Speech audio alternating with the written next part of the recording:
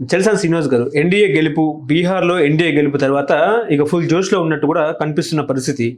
One man show దిశగా మోడీ ముందుకెళ్తున్నట్టు మనకు వాతావరణం కనిపిస్తుంది. ఇవాళ నితీష్ కుమార్ గారి ప్రమాణ స్వీకారము, బాబు గారు అలాగే లోకేష్ బాబు గారు వెళ్ళారు.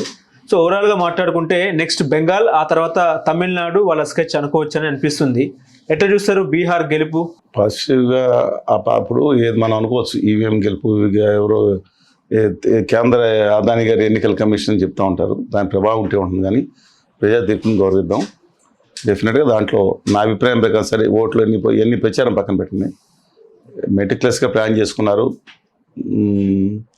కుట్రలు చేసి ఉండొచ్చు, ఏమైనా చేసి ఉండొచ్చు. బట్ ఏదైనా ప్రజలు ఎక్కువ మంది ఓటేశారని భావిస్తున్నాను. గెలిచిన వాళ్ళకి అభినందన చెప్తాం.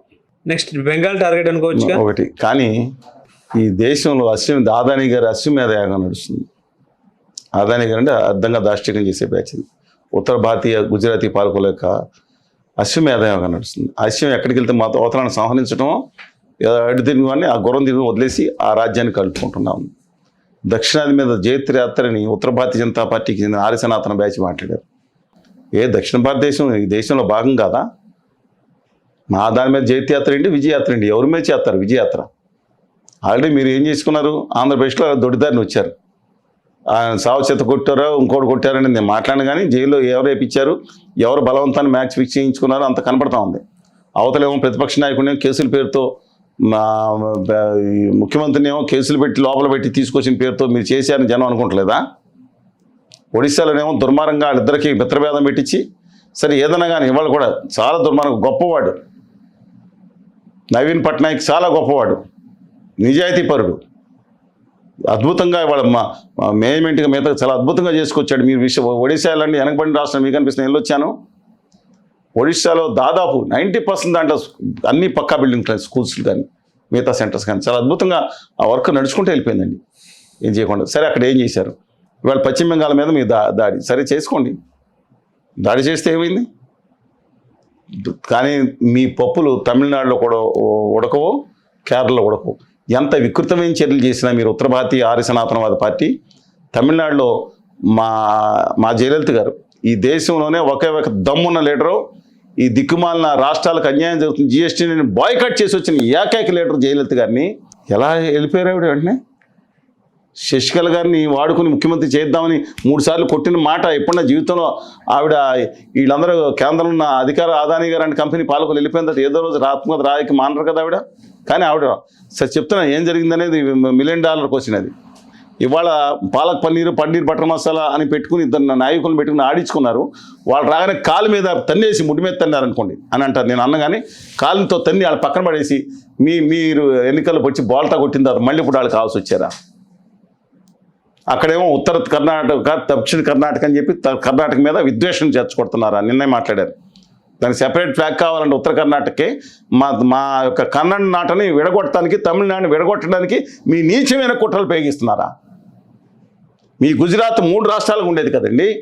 సౌరాష్ట్ర ఉండేది, కచ్ ఉండేది, అలాగే ముంబైతో కలిసిన గుజరాత్ అని అహ్మదాబాద్ ఉండేది కదా. 3 రాష్ట్రాలు ముందు 4 రాష్ట్రాలు చేయండి. దాన్ని మీ గుజరాత్ 4 రాష్ట్రాలు చేయండి. ఆంధ్రప్రదేశ్కి వచ్చి మన ఉత్తరాంధ్రకి సెపరేట్ అని ఇంతకుముందు, అలాగే రాయలసీమ కాగితాలు ఇచ్చింది మా దగ్గర ఉన్నాయి, విజ్ఞప్తి ఇస్తారా? ముక్కలు చెక్కలు చేసి ఆ తెలుగు జాతిని ఏం చేస్తారు? మానసికంగా ఒకటే కలిసి ఉంటాం. మీరే అనుకోవచ్చు, 13 కోట్ల మంది ఉన్నాం. మీ గుజరాత్లో కన్నా బాగున్నాం. చాలా బాధగా ఉంటుందండి.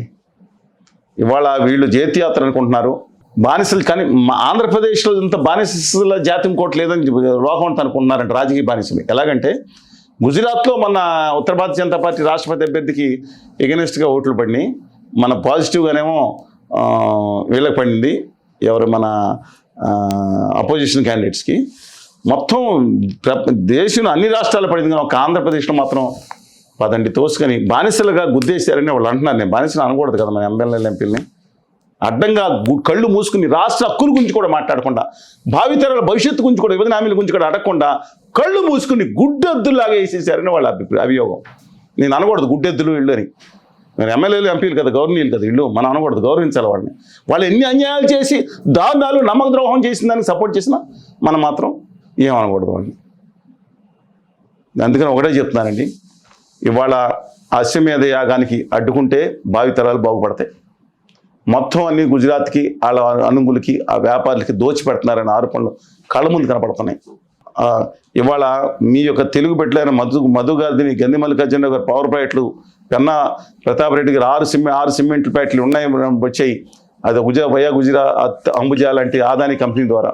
అలాగే అందరినీ తీసుకెళ్ళిపోయి అలాగే మన గంగవరం పోర్ట్ని పేక మీద కత్తి పెట్టారా, కాలు పెట్టలాగారా, కాలు పెట్టుకున్నారా అని ఎవరైనా మీరు చేసుకోండి. జీవి కృష్ణారెడ్డి గారు ముంబై ఇంటర్నేషనల్ నవీ ముంబై నిన్న మొదలైంది. మోడీ గారు ట్వీట్ చేస్తారు, నవీ ముంబై ఏదో ప్రైవేట్ కంపెనీ తన ఈ దేశ సొంత ఎయిర్పోర్ట్ లాగా, ఎయిర్పోర్ట్ దాతి ఆఫ్ ఇండియా లాగా ఆనందంతో పట్టలేకపోతున్నారండి. గవర్నీలు రెస్పెక్ట్ హిమ్ అదర్వైజ్. అండ్ అలాగే మన కృష్ణపట్నం పోర్ట్ని, దాంతోపాటు సెజ్ని ఇవన్నీ లాగేసుకున్న ఒక్క అదాని గారే. ఆంధ్రప్రదేశ్ రాష్ట్ర ప్రభుత్వ అధికార వాటాను కూడా పావలా వేడకి లాగేసుకున్న అదాని గారు. ఏం కావాలండి ఇంకా మీకు? బానిసలు చేసి ఆడిస్తున్నారు ఆంధ్రప్రదేశ్ని. ఆడిస్తులు కావాలనుకుంటే వాళ్ళకి ఏమంటున్నా, ఇవాళ ఏదో రోజు నేను ఈ ఓట్లు బ్యాలెట్ పేపర్ రావాలని కోరుకుంటా ఉన్నాను. డెఫినెట్గా ప్రజలు కూడా అభ్యుదయ భావాలతో ఆలోచించాలని కోరుకుంటున్నాను.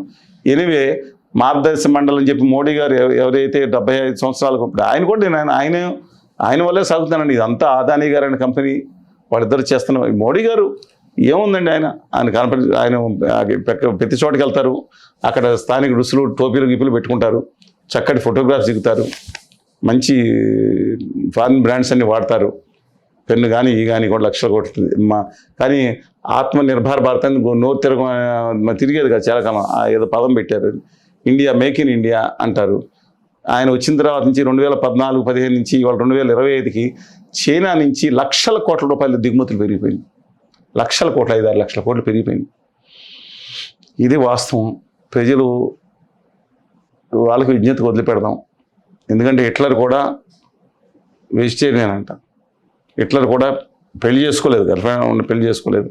హిట్లర్ కూడా ఆత్మనిర్భర మరి ఏది ఆత్మనిర్భర జర్మనీ అన్నారు. హిట్లర్ కూడా మత విద్వేషాన్ని రెచ్చగొట్టారు. హిట్లర్ కూడా మాకు పూర్తి అధికారాలు మొత్తం ముక్త భారత్ అన్నారు, అలా ముక్త జర్మనీ అని. ఆఖరికి ముందే జాగ్రత్త పట్టే మంచిది.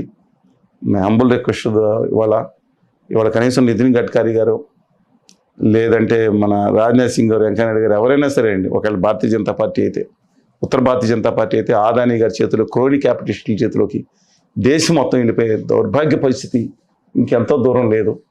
నేను చెప్పింది అంతా అయిపోయిన తర్వాత అర్థమవుతుంది. నా తెలుగు జాతి యొక్క ఆత్మగౌరవాన్ని మాత్రం కాపాడుకోమని చెప్తున్నాను. హలో, తెలుగు రాజ్యం ఛానల్ చూస్తున్నారా? సామాజిక, రాజకీయ, జీవన చిత్రణే తెలుగు రాజ్యం. అతిశయోక్తులు, అసత్యాలు ఉండవు. రాజకీయ కోణం కాదు, ప్రజా కోణమే కొలబద్ద. తెలుగు రాజ్యం వీక్షణ మీ ఉత్తమ అభిరుచికి నిదర్శనం.